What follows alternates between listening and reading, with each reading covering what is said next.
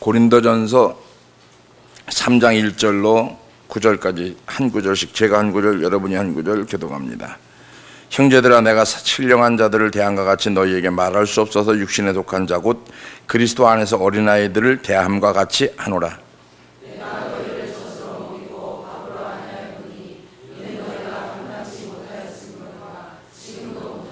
너희가 아직도 육신에 속한 자로다. 너희 가운데 시기와 분쟁이 있으니 어찌 육신에 속하여 사람을 따라 행함이 아니리요.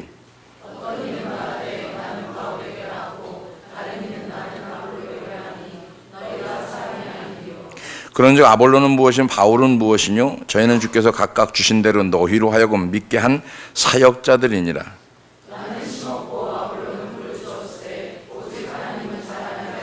그런즉 심는 이나 물주는 이는 아무것도 아니로되 오직 자라나게 하시는 하나님뿐이니라.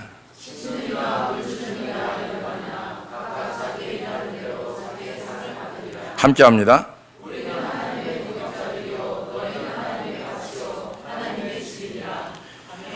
믿어지면 아멘. 오늘 영에 속한 사람, 육에 속한 사람. 육신적 그리스도인은 신앙 자체를 놀이하는 것으로, 재미있는 것으로 바꾸려고 애를 쓰고 심습니다. 신앙은 신앙이고 노는 건 노는 거고 볼 일은 볼 일이고 예배는 예배고 이렇게 분리시키려고 하죠. 그러나 신령한 그리스도인들은 다르죠. 수고하며 애쓰며 그것을 위해서 살아가죠. 그들은 세상을 놀이터로 보지 않고 전쟁터로 보는데, 영적인 사람들은 전쟁터로 보지만 육신적 그리스도인들은 놀이터로 본다는 얘기죠. 육신적 그리스도인은 어떤 사람이냐면, 육신적 그리스도인은 거듭났어요. 여전히 세상적이고 영적으로 불완전하고 영적 성장이 지체돼 가고 있는 사람. 영적 성장이 지체되는 사람은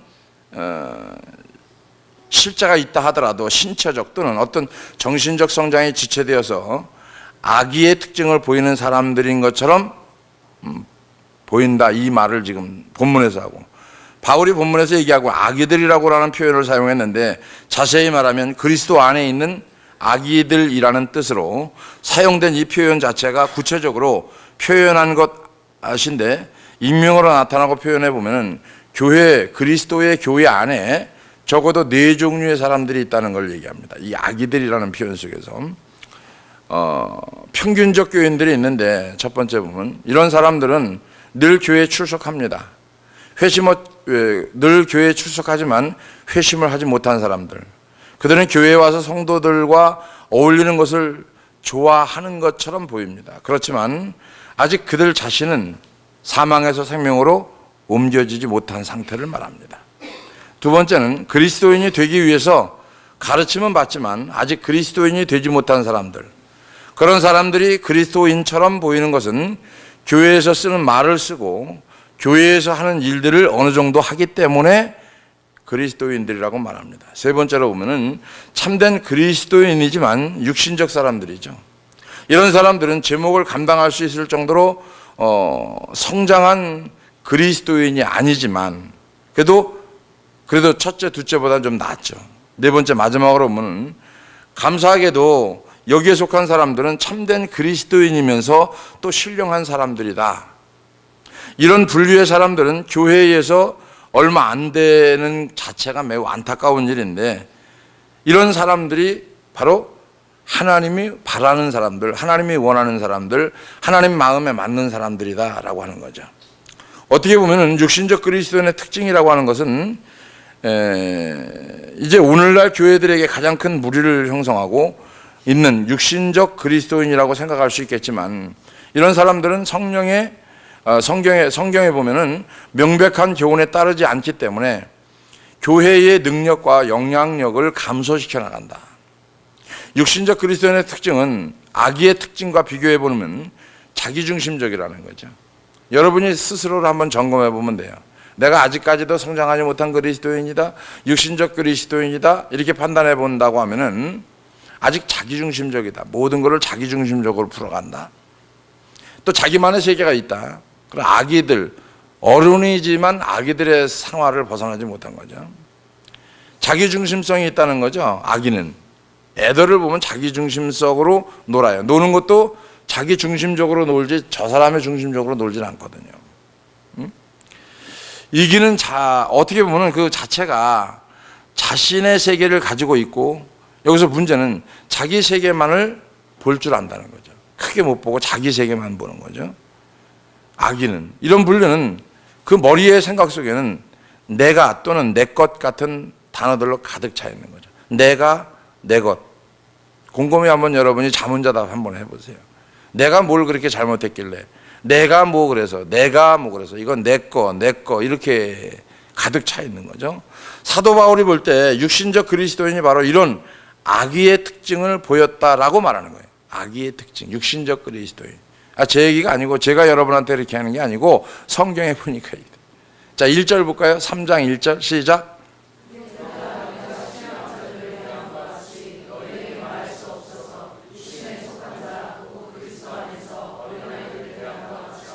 자, 사도 바울이 어린아이처럼 되었다. 어린아이처럼.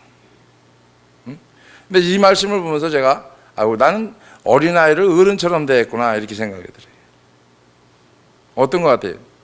여러분, 어른이에요? 애들이에요? 제가 여러분을 대할 때 너무 어른 취급을 한 것 같아요. 이제 앞으로는 애들 취급을 좀 하려고 해요. 애들. 그럼 딱 맞는 것 같아요. 신앙생활에서 아직 장성된 분량의 믿음이 올라가지 못했는데 자꾸 어른의 일을 요구하니까 버거운 것 같고 힘든 것 같고 아주 짜증나는 것 같아요. 육신적 그리스도인은 육신으로 비율을 맞춰야 되는데 저는 그렇게 못하겠으니까 하여튼 아이들처럼 대한다. 아이들처럼. 여기 보면 그 얘기가 나오는 거죠. 자, 아이들을 잘 보세요. 어떻게 대해주는 게 좋은 건지. 사도 바울이 볼 때 그 얘기죠. 육신적 그리스도인은 자기중심적 존재이기 때문에 자기중심적인 삶을 살아갑니다. 남 신경 안 씁니다. 자기중심적 삶. 육신적 그리스도인은 분명 어떻게 보면 거듭난 사람이라고 볼 수 있죠. 그러나 그는 자기중심적인 삶을 살기 때문에 다른 모든 사람이 자신을 중심으로 존재하도록 형성하죠. 두 번째는 옆에 사람하고 감정의 기복이 심하다.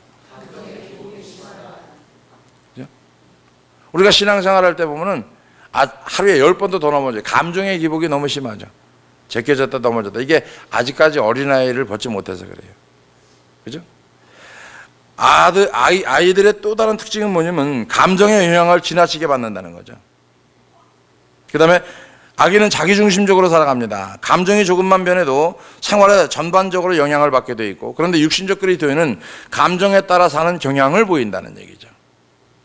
그죠? 감정에 따라서 움직이는 거예요. 남이 울면 같이 울고, 그죠? 남이 웃으면 같이 웃고. 감정에 따라서 움직여가는 거. 육신적 그리스도인은 무엇보다 교회의 분위기가 자신의 마음에 들어야 돼요. 와서 딱 보면 이게 내 마음에 들어요. 교회 분위기가. 그러면 이제 정착하는 거예요. 근데 교회 분위기가 제 마음에 안 들어요. 그러면 정착을 못하죠. 자, 비로소 교회의 즐거움을 느끼기 때문에 이런 경향이 굳어지면 좀 더 즐겁게 생활할 수 있는 곳으로 교회를 움직이기 시작합니다. 이런 분류는 다소간 환경에 속고 그것에 좌우되는 생활로 하는데, 육신적 그리스도인은 악인은 환경에 지배를 당한다는 거죠. 환경에 조금도 저항하지 않으면서 지배를 당하고 가는 거. 환경을 뭐라 해요? 성경에 보니까 정복하고 다스리라고 그랬어요. 할렐루야. 아멘. 정복하고 다스리라고 그랬는데 환경에 지배를 받는, 저항을 안 받죠. 육신적 그리스도인은 이유 없이 풀이 죽어 있어요. 이유 없이 즐거워하기도 합니다. 자신의 감정과 느낌이 좌우되는 경향을 보이는데 이것을 그의 신앙의 육신적 단계에 머물러 있기 때문이다. 이렇게 보는 거죠. 감정의 기복이 극심한 것이 육신적 그리스도인의 특징이라고 할 수 있는데, 울어야 할 이유가 없는데 울어요. 웃어야 할 이유가 없는데 웃어요. 그죠? 이런 사람은 문제나 사건을 만나 훈련을 받아서 신앙을 성장시킬 수 있는 은혜가 되기를 주의 이름으로 축원합니다. 자, 아이는 외적인 것에 너무 의존성이 강하다는 거죠. 애들의 세 번째 특징은 뭐냐면 외적인 것에 의존하는 경향이 너무 많다. 그다음에 그 아기는 내면적 삶이 없다는 얘기죠. 심리학자에 따르면 이런 얘기를 합니다. 아기는 지적 능력이 없다. 태어나서 성장과 더불어 지적 능력이 형성되는데, 성장과 더불어 지적 능력이 성장이 되는 거예요. 근데 지적 능력이 성장이 안 된 거예요.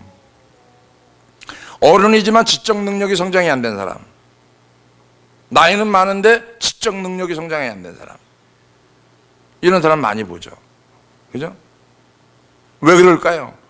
아무튼 내가 볼 때 아기는 지적 능력을 가지고 태어나지만 그 속에 아무것도 가진 것이 없이 태어나는 것이고, 아기에게 밝은 색의 딸랑이를 주면요, 그냥 그거 가지고 몇 시간 동안 노는 거예요, 애들이. 그래서 애들이 딸랑이 주고 밝은 색을 달아내 주면은 엄마가 없어도 하루 종일 노는 거예요. 한 가지만 가지고 노도. 그죠? 옆에 사람 봐봐요. 봐도 그 사람이 그 사람인 것 같아요. 예, 그냥 밝은 것만 주면은 그냥 하루 종일 놀아요. 그죠? 이 부분을 얘기하는 거예요. 그러니까 육신적 그리스도인은 이런 특징이 있다라고 하는 건데, 육신적 그리스도인은 눈에 보이는 종교적인 것에 너무 의존하죠. 보이는 것에, 프로그램에 의존하고, 어떤 거에 의존하고, 교회가 행사에 의존하고, 어떤 무엇에 자꾸 의존하려고 하죠. 그러니까 많은 교회들이 자꾸 의존을 시키는 거예요. 이것도 시키고, 가을이면 단풍놀이도 가고, 이것도 하고 저것도 하고, 그러면서 계속 환경적인 것에 의존을 시켜가는 겁니다. 그러니까 크게 보지 못하는 거죠. 자, 내적인 것은 싫어하고 자꾸 외적인 것만 찾아가는 거죠. 외적인 것들에 집착을 하는, 자기가 좋아하는 하나님의 일을 하려고 하지, 하나님이 좋아하는 하나님의 일을 하려고 하지 않습니다. 자, 자기가 좋아하는 하나님의 일, 하나님이 좋아하는 하나님의 일, 딱까지 전도를 놓고 보면은 하나님이 좋아하는 전도거든요. 그죠? 근데 내가 좋아하는 전도가 아니기 때문에 안 하려고 그러죠. 거의 여기 앉아있는 분들도 전도 그러면 내가 좋아해야 하는 거지. 그죠? 아무 때나 하나. 그러면서 얘기합니다. 그렇게 해갖고 복음 전하면 되나? 떠든다고 되나? 생활의 본이 돼야지. 근데 그 사람은 생활의 본이 안 되거든요. 깊이 들어가 보면. 그러니까 우리가 알아야 되는 부분이라고 하면은, 하나님의 일은 자기가 좋아하는 걸 해야 하나님의 일이 아니고, 하나님이 좋아하는 일을 해야 하나님의 일이다. 할렐루야. 아멘.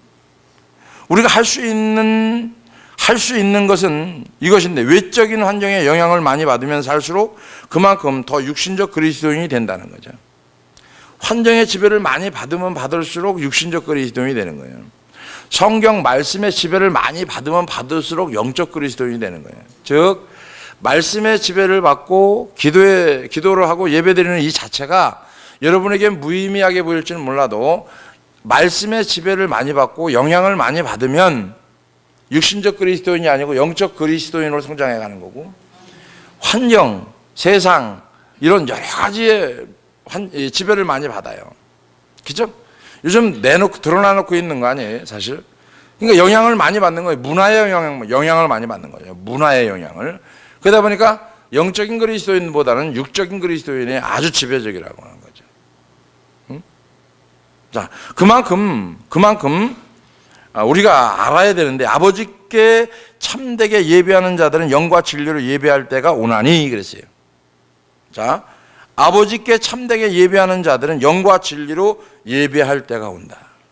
곧 이때라. 아버지께서는 자기에게 이렇게 예배하는 자들을 어떻게 한다? 찾으신다. 요한복음 4장 23절에. 외적인 것에 집착하는 사람은 하나님 아버지를 온전히 예배할 수가 없습니다. 그래서 성숙한 그리스도인은 다르죠. 외형적으로 초라한 곳에서라도 성숙한 그리스도인은 마음에 성령을 모시고 예배할 수 있는 거, 초라한 곳에서, 아무도 없는 곳에서 오직 그분만을 위해서 쫓아가는 거. 그죠? 고라니 아나십사, 고라니 알아? 1시간 반 정도를 비포장도로인데 골짜기로 들어가요. 골짜기로 들어갔는데 거기 가니까 비포장도로예요. 비포장도로인데 그 골차구니에 들어갔는데 교회가 하나 있더라고. 오래된 교회, 아주 오래됐어요. 근데 딱 교회를 들어가 보니까 멍석이 깔려 있는 거예요. 멍석을 이렇게 들추니까 왕겨가 밑에 깔려 있어요. 겨울이었었는데. 이렇게 왕겨를 보니까 이 담이 있는데 담이 이게 이제 벽돌이 갈라져 가지고 이게 슉슉슉슉 바람이 들어오는 거예요. 근데 쥐새끼가 왔다 갔다 하는 거예요. 가운데는 이제 난로가, 그 석탄 난로가 하나 이렇게 있는 거고. 그래서 내가 그랬어요. 그 전사님한테, 예배는 어디서 드려요? 그러니까 여기서 드린다는 거예요. 아니, 이거 조그만데 몇 명이나 와요? 그러니까 꽉 찹니다. 그러더니 조그만데 꽉 차요? 얼마나 차겠어요, 그죠? 저녁에 이제 기다리고 오후에 예배를 저녁에 이제 시작을 하는 거예요. 시작을 하는데 사람이 동네라고는 안 보이는데 동네라고는 하나도 없어요. 세 집인가 돼. 두 집인가 세 집 돼요. 근데 밤이 됐는데 노인네들이, 나이 먹은 노인네들이, 젊은 사람도 덜어있고 하여튼 꽉 찬 거예요 거기에. 에? 추운데 그 추운 영하 뭐 10도 15도 이렇게 되는데 추운데 불을 피웠는데도 그 주위만 뜨뜻하지 다 춥잖아요. 왕교에다가 몽석을 깔고 이제 예배를 드리는 거예요. 찬양을 하는데 그렇게 뜨겁게, 환경에 뭐 아무것도 안 보여요. 캄캄하고 후레쉬 없으면 다니지도 못하고, 후레쉬 없으면 그 피해서 걸릴까봐 피해서 거기에 들어와서 예배를 드리는데, 나중에 물어보니까 2시간 걸어왔고 2시간 반 걸어왔고 3시간도 걸어왔고 1시간 반 걸어온 사람이, 1시간 걸어온 사람이 최고 빨리 온 사람이에요. 1시간 동안 걸어서 온 사람이 최고 가까운 사람이고, 늦으면 3시간 걸어온 사람, 차가 없으니까 예배 드리려고 초반부터 해 뜰 때부터 걸어왔는데 저녁에 오밤쯤까지 온 거예요. 여기까지 4시에 왔는데 7시 반에 도착한 거예요. 차 산책해서 또 오고 뭐 하든 뭐 길이 머니까 노인네들이 또 걸음이 좀 늦잖아요. 그죠? 늦다 보니까 뒤집어 쓰고 번거지 뒤집어 쓰고 눈만 빼꼼히 나와가지고 달 두들두들 말아가지고 오는데, 보니까 그래도 거기서 은혜 받고 2시간 3시간 은혜 받고 기도하고 또 가는 거예요. 그 밤에 또 가는 거예요. 그 사람들이 왜 그럴까요? 우리 보고 아마 그렇게 예배드려 여기 올 사람 하나도 없을 것 같아요. 왜 이 말씀을 여러분에게 드리는지는 모르더라도 우리가 마음의 성령을 모시고 예배할 수 있는 거, 그죠? 초라한 곳에서라도 성숙한 그리스도인들은 내 마음의 성령을 모시고 예배할 수 있는 곳이라고 하면은 어디든지 달려간다. 할렐루야. 아멘. 예배할 수 있는 곳. 우린 예배할 수 있는 곳이 널려 있어요. 너무 편해요. 너무 자유분방해요. 그러니까 예배가 안 되는 거예요.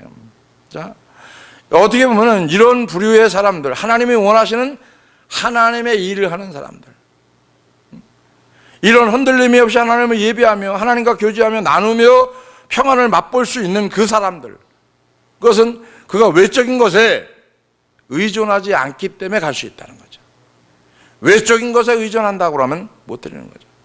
저도 처음에 가서 깜짝 놀랐어요.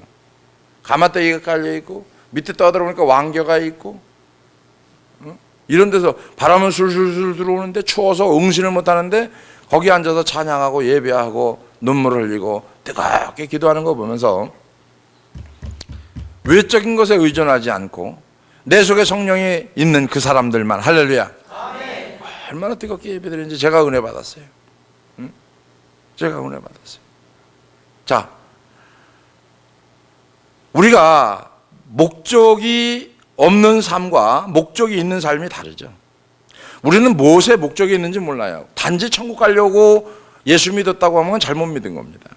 단지 천국 가려고만 예수 믿었고, 천국 가려만 교회 오고, 천국 가려고만 예배를 드린다고 하면 그 사람은 잘못 믿는 거예요. 한 일부분 믿는 거예요. 일부분만. 그래서 목적이 없는 삶, 목적이 있는 삶이 다른데, 목적이 있는 삶은 천국의 삶이고요, 목적이 없는 삶은 이 땅의 소망을 가지고 사는 사람이죠. 이 땅의 소망을 가지고 사는 사람은 어떻게 합니까? 이 땅에서 잘 돼야 되죠. 이 땅에서. 근데 하나님은 이 땅에서 잘 되는 것 이전에 먼저 영혼이 잘된 같이 범사가 잘 된다고 그랬어요. 너희는 먼저 그의 나라와 이루거라, 그래야만 더해 주신다고 그랬어요. 자, 악의의 또 다른 특징이 뭐냐면 아무 목적이 없다는 겁니다. 그죠? 요즘 들어서 보면 이제 우리 두영이를 커가는 거를 보면, 그 전에 수영이도 커갈 때 이렇게 보고 보면은 이놈이 눈치가 지 엄마 아빠보다 더 빨라요. 아, 난 저게 뭐가 되려고 그러나. 그 전에 수영이도 그랬는데 애가 눈치가 지금도, 목사님 딱 오면 목사님 얼굴을 딱 쳐다보고, 그 전에는 목사님 얼굴이 안 보면 인사를 했는데 요즘은 눈치가 빠져갖고 목사님이 쳐다보면 인사하려고 딱 서 있다가 쳐다보면 탁 해요. 그리고 딱 들어가면 벌써 애들은, 이 초등학생 주일학교 애들은 집 노는 거 막 노는데 이놈은 딱 보고 있다가 신발을 내가 이렇게 쳐다보면 쫄래 와가지고 지 신발 갖다 신발장에 딱 집어넣어요. 누구보다 나? 옆에 사람하고 나보다 낫다. 누가? 두영이가. 살아갈 방법을 이 아이가 스스로 터득하는 거예요. 우리 마냥 그냥 넉넉히 안 앉아 있습니다. 살아갈 방법을 알고 어떻게 해야 자세를 굳혀야 하나님이 기뻐하는 건지를 여러분은 모르지만 걔는 안다니까. 걔는. 두영이는 알아요. 요즘 들어 깜짝깜짝 놀라는 게 눈치가 얼마나 빠른지 몰라요. 야, 어떻게 아이가, 야, 그래, 내가 그걸 느끼면서 사무엘을 생각해요. 사무엘이 성전에서 크면서 지혜와 총명이 남달랐다라 그랬거든요. 남달랐다. 그러니까 아이들을 보면 남다른 거죠. 그 아이들이 징징거리고 달라고 찡찡거리고 울고 해야 될 애들이 안 그러죠.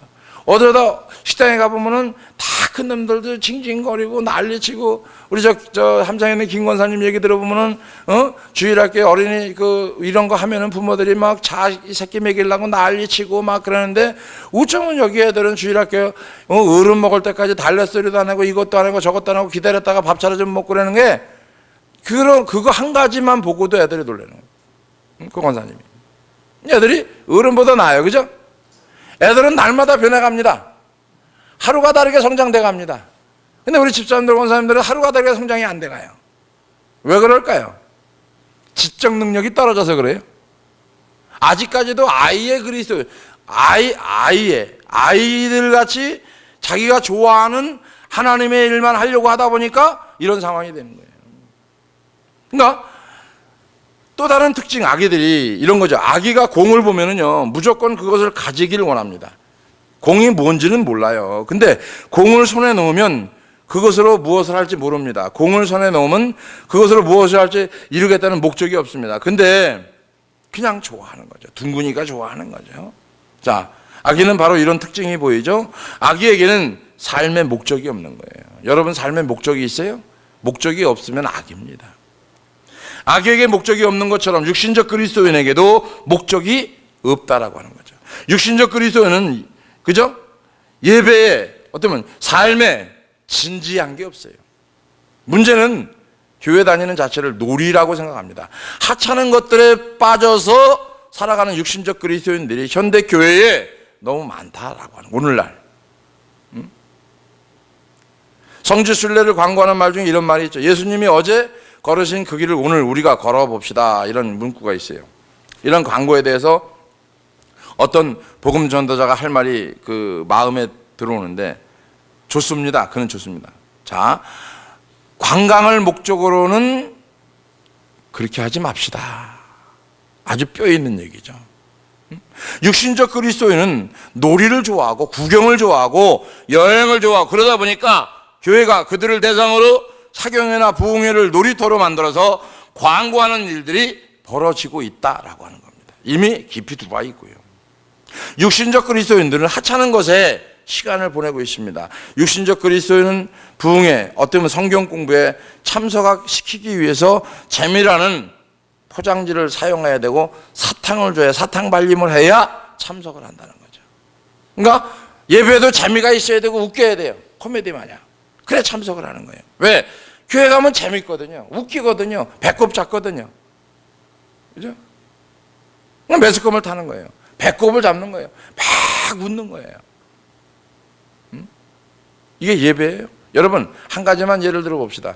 여러분이 알게 모르게 다 제사는 알 거예요. 제사. 조상에게 드리는 제사. 그죠? 제사 알아요? 자, 제사 드리다가 막 깔깔대고 웃어요. 미친 거예요? 미친 거예요? 미친 거예요. 하나님 앞에 예배 드리는데 깔깔대고 웃어요. 막 깔깔대고 웃어요.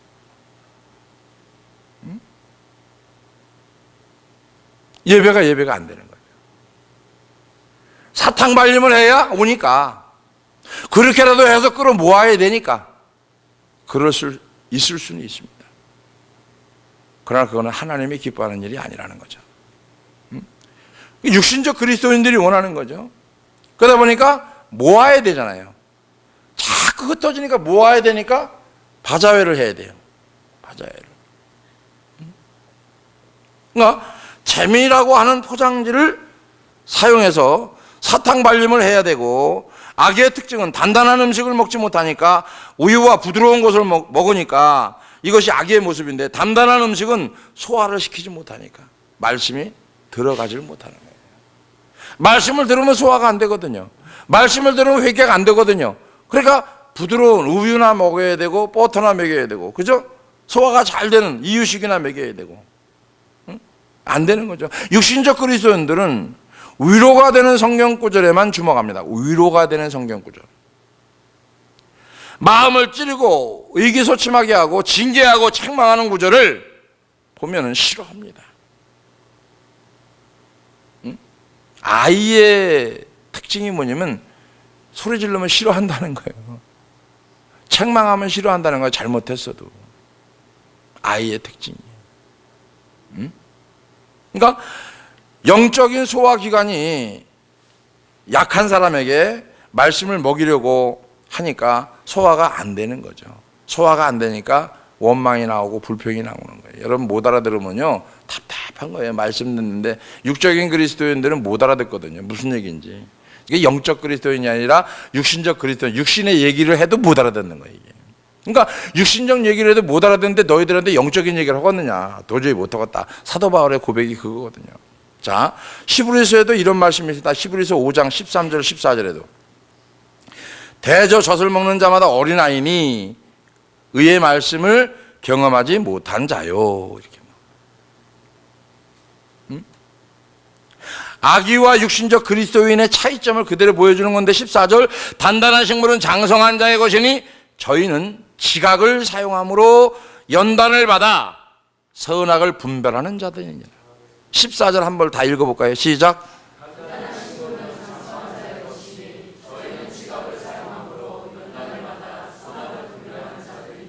연단을 받아야 돼요? 못 받아야 돼요? 받아야 돼요. 자, 연단을 받지 못하면 선악을 분별을 못하는 거고, 선악을 분별하지 못하니까 어떻게 합니까? 장성 못한 거죠. 아이들은요 선악을 잘 분별을 못합니다. 그러니까 장성된 사람은, 어른들은 그래도 선악을 분별할 줄 알거든요. 자, 성경 속에서 영적인 그리스도인, 장성된 분량의 그리스도인들은 선악의 분별이 되고 영적인 분별이 되고 허야 될 것과 하지 말아야 될 것 분별이 됩니다. 근데 육식적 그리스도인들은 그게 안 되는 거죠. 응?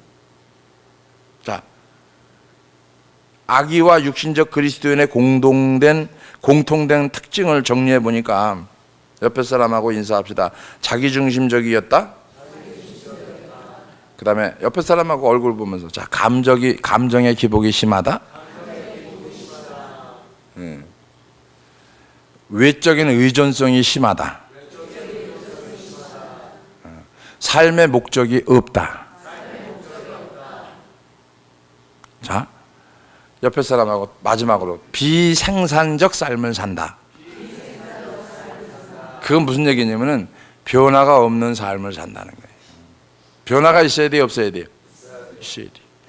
제 주일학교를 이렇게 키우다 보니까, 키운 건 아니지만 부모들이 키웠고 이렇게 키웠지만, 주일 아들을 혼내고 이렇게 쭉 하다 보면 애들이 혼내고 사랑하고 품어주고 지나가다가, 요즘은 잘 안 주는데 그전에는 많이 줬어요. 지금은 잔돈이 없어요. 지금 요즘 뭐 카드 시대라고 그러는데 카드도 안 쓰는데 잔돈이 없더라고. 그전에 목욕탕 갔다 오면 이제 2,000원씩 3,000원씩 남으니까 남으면 주고 이제 수시로 무시로 줬는데, 애들이 혼내고 이제 사랑해 주는 걸 아니까 이놈이 혼나는 거, 어떤 그전에 보면 일부러 혼날라고 그래요. 너 왜 혼날라니까 1,000원 주잖아요. 그래. 1,000원 주잖아요. 아, 이게 안 되겠다. 그런데 그때부터 잘 안 주거든요. 이게 혼내고 나서 1,000원을 주니까 이 1,000원 받으려고 혼나는 거예요. 응? 그러니까 사랑을 많이 받으니까 지혜로워지더라. 아이들이, 제가 경험해 보면 그래요. 제가 경험해 보니까 목회하면서 사랑을 많이 아이들에게 이렇게 이제 품어주고, 소리를 지를 때 지르더라도 품어주고 이렇게 해주고, 이렇게 혼자 있을 때는 안아도 주고 이렇게 해보니까, 사랑을 받으니까 그 아이들이 지혜로워지더라고요. 응? 이거 깜짝 놀랐어요, 제가. 응?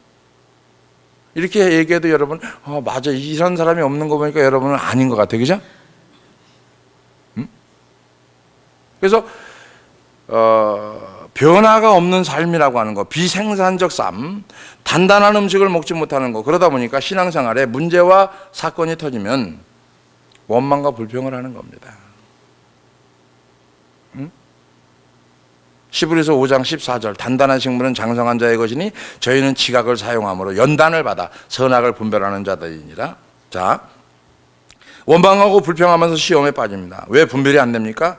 세월이 흐르다 보면 악의의 문제는 해결이 되는데 자연이 영적인 문제를 해결해 주지 못하니까. 왜냐하면 자연이 타락한 본성의 문제를 해결하지 못하기 때문이다. 악의는 세월이 흐르면 자연적으로 성장하지만 그리스도인은 그렇지 못하다는 얘기죠. 비법은 없습니다. 그러나 하나님께서 주신 선물이 하나 있어요. 이거를 통과하면 성장되는 거예요. 이거를 통과하면. 이게 뭐예요? 히브리서 5장 14절. 뭘 받으라고요? 연단을 받아서. 연단을 받아. 고난을 받고 연단을 받고 이걸 받으면은요 성장이 되게 돼 있어요. 단단해지거든요. 기초석이 단단하게 베깁니다. 근데 이게 단단한 게 뭐예요? 이런 거예요. 운동을 계속 하면은 몸이 단단해지죠. 그죠? 근육이 생기고 단단해지잖아요. 계속 충격을 가하니까 그죠? 가만히 있으면 흐물흐물해지는 거예요. 자, 고난이라고 하는 거는요, 받으면 받을수록 좋더라고, 제가 보니까. 처음에 고난받을 적에는 참 힘들고 어렵고 참 짜증나고 그랬는데, 고난을 신앙생활 하면서, 목회하면서 참 나같이 고난받은 사람도 없을 거예요. 제가 한 10여 년 목회하고 나서 10년 좀 못했을 때, 한 5년 정도 목회했을 때인가, 목사님이 어떤 목사님이 그런 얘기 하시더라고. 그 얘기를 쭉 고난받는 얘기를 하니까, 아유, 남들 20년 받는 고난을 다 받으셨네요. 그러더라고. 그 이후에도 고난을 엄청 받았으니까. 지금도 받고 있잖아요. 여러분 때문에. 그죠? 이게 말할 거 없는 거지. 근데 고난을 받으면 받을수록 너무 기가 막힌 거는 뭐냐면, 이 성경 말씀이 깊이가 깨달아진다는 거예요.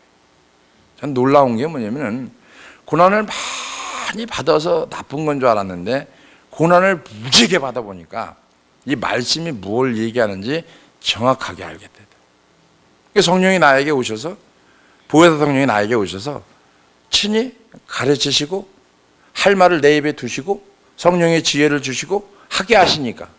그래서 제가 이 고난이라는 걸 통해서 내가 만들어졌나. 맞는 거예요. 고난을 안 받으면요, 애들도 이런 거 있잖아요. 아이들이 고난을 받음으로 인해서 성장되는 거거든요. 근데 고난을 안 받으면 아이들이 성장이 안 돼요. 애들도. 애들을 우리에서만 이렇게 키우면은요, 애들이 성장이 안 돼요.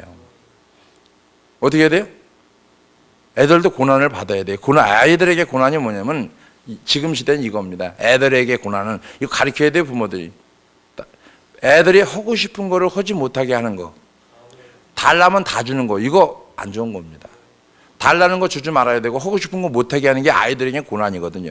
그 고난을 통해서 아이들이 지혜가 생기고 지적 능력이 생기고, 그러므로 인해서 아이들이 생각을 더 한 번 하고 두 번 하게 되고 두 번 할 거 네 번 하게 되거든요. 그래서 이거를 해줘야 된다는 거죠. 응? 우리 양 집사님이 싼 거래요. 500만 원. 대나무 젓갈 하나 이게 와리바시하나요? 내가 미쳤다 그랬어요. 정신줄 놓고 살았다 그랬어요.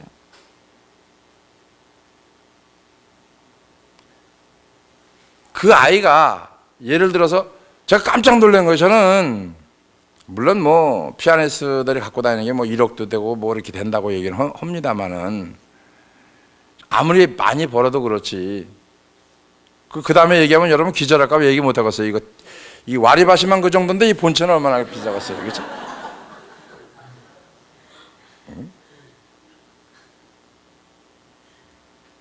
물론 몇 천씩 가요. 따라합시다. 누울 자를 보고 다리를 뻗어야지. 아닌 건 아니에요. 아닌 건 아니라고. 그러다 보니까 이기적이 되죠. 타협이 없죠. 생각이 형성됐죠. 고집이 세지죠. 하고 싶은 거 다 하니까 자기 마음대로 하려고 그러죠. 누구만 안 되죠. 일주가 지금 나타나는 현상이에요. 대화가 안 되지, 타협이 안 되지, 누구 말 안 듣지, 지 혼자 하지, 지 혼자 고립돼 있지, 지 생각으로 죽지, 지 생각으로 일어나지.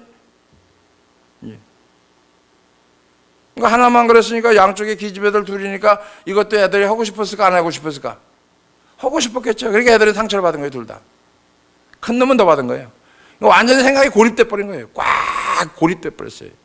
이번에 가면 데리고 올 건데 일주 생각이 완전히 고립돼 버렸어요.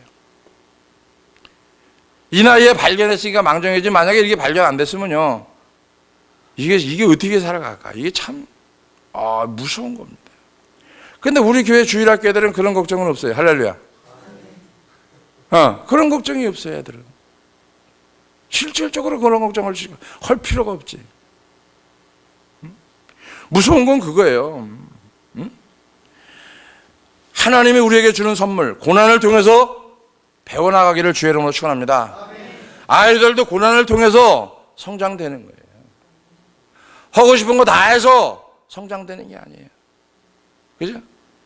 자, 우리는 성령께서 우리를 가르치고 훈련하고 성숙하게 하고 우리에게 더 큰 영향력을 발휘하고 우리 안에 행하시는 일을 행할 수 있는 순종의 자세가 되어지기를 주의 이름으로 축원합니다.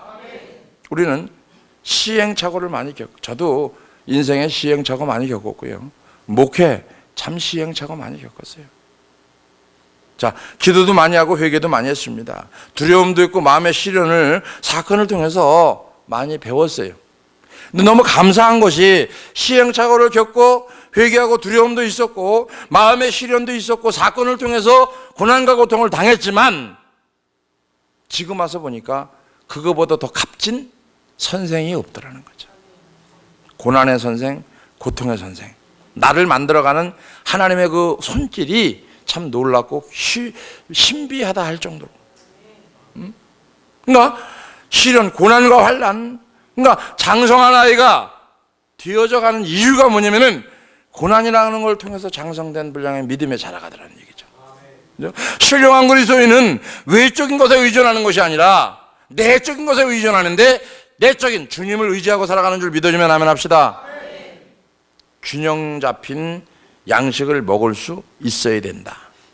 균형 잡힌 양식 뭔지 아십니까? 성경을 다독해야 된다. 다독.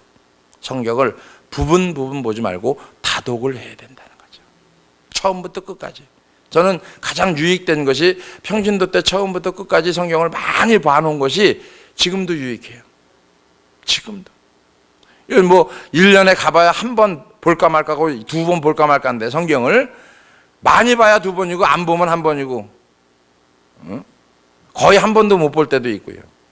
목회하고는 성경 못 봐요, 거의. 근데 평신도 때 성경을 그렇게 많이 읽어놨는데 그 성경이 그 평신도 때 읽어놓은 게 균형이 잡힌 거죠, 균형이. 지금은 부분으로 보는 거죠. 목회하기 위해서 부분으로 보는 거죠. 그러니까 전체를 처음부터 끝까지 다독하는 거. 신령한 그리스도인은 하나님 안에서 성장하는 사람이 되어지기를 주의 이름으로 축원합니다. 성령 안에서 말씀으로 성장해가는 사람, 이 사람이 성숙한 그리스도인이고, 오늘 우리는 우유만 먹는 성도가 아닌 단단한 음식을 먹는 성도가 되어졌으면 좋겠다라는 게 제 바람입니다.